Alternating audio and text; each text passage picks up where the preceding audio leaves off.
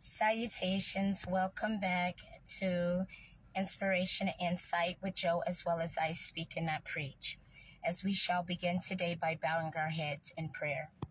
O Holy God, Holy Mother, Holy Spirit, Holy Ones, Holy Able, in the midst of my spiritual, emotional, and financial crises, I turn to you for strength and guidance.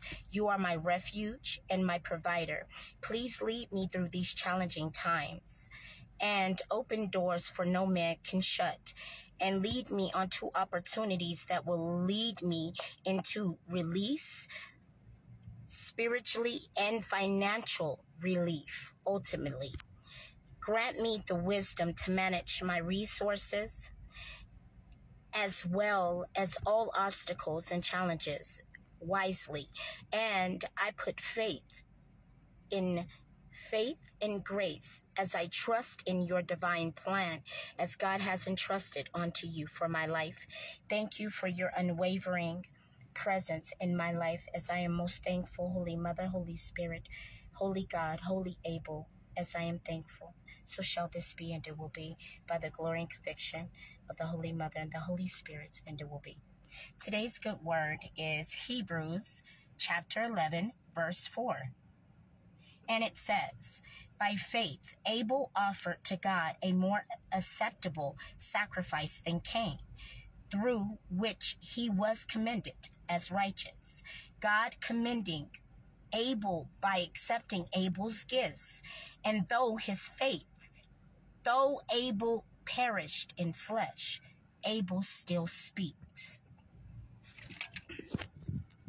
This speaks to Abel being everlasting. And again, without Abel, we don't have the ability to do. So Abel is first in life. Abel is what gives us the will to do. Abel is connected to will. Without will, there is, as it says, God's will be done.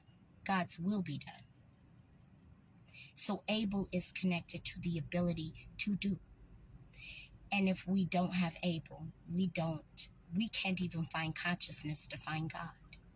So Abel, although might have lost flesh, is an everlasting spirit that will always have God's righteous voice and God's righteous intent, as he has been deemed since the beginning to be God's righteous son.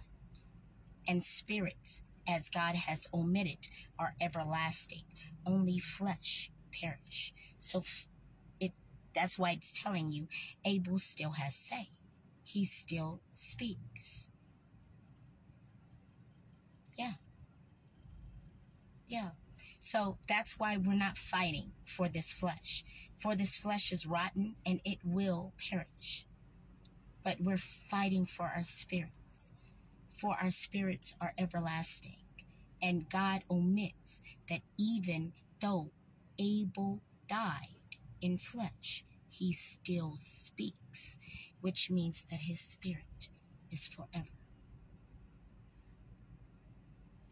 So when they say, my God is able, God is able. And without Abel, what is stable? What is will? So I think we all have to take reverence and just recognition and just take a moment to be realistic with ourselves as to what our positions are in this world and what we want truly. Because if it's only to feed the flesh, then that is carnal, and that is the lowest frequency of life that you can experience. If it is to feed the spirit, then it is the highest signal and frequency of life that you can experience. And things that once were impossible, as God says, become what? Possible. Because God is what? Able. So I hope that, again, this makes sense. Remember that the key to salvation and redemption and restoration is you, loving you.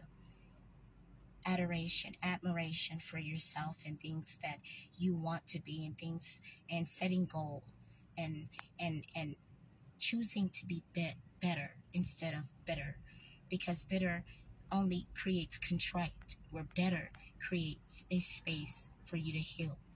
Otherwise, I hope that this is helpful, and I hope that it's insightful. Otherwise, I appreciate you allowing me to share with you this day. And again, goodbye, good riddance, says the good Lord. And remember, I speak and not preach. And remember, pray, pray, pray. I will never teach you. I wanted, in the last video I told you, I will never teach you to hate your father of earth. Abel does not hate Cain, and do not hate your father of earth, for he is in a battle with his own spirit. Forgive him, and learn, hopefully, not to be, and not to pick up his ways, because you see that he's struggling, and he's having a hard time. So unfortunately, I will not teach you to hate as you have been taught to hate me or dislike me. Pray. Pray for you, pray for your family, pray for your children. Otherwise, again, I speak and not preach. Goodbye, good riddance, says the good Lord, and enjoy your day.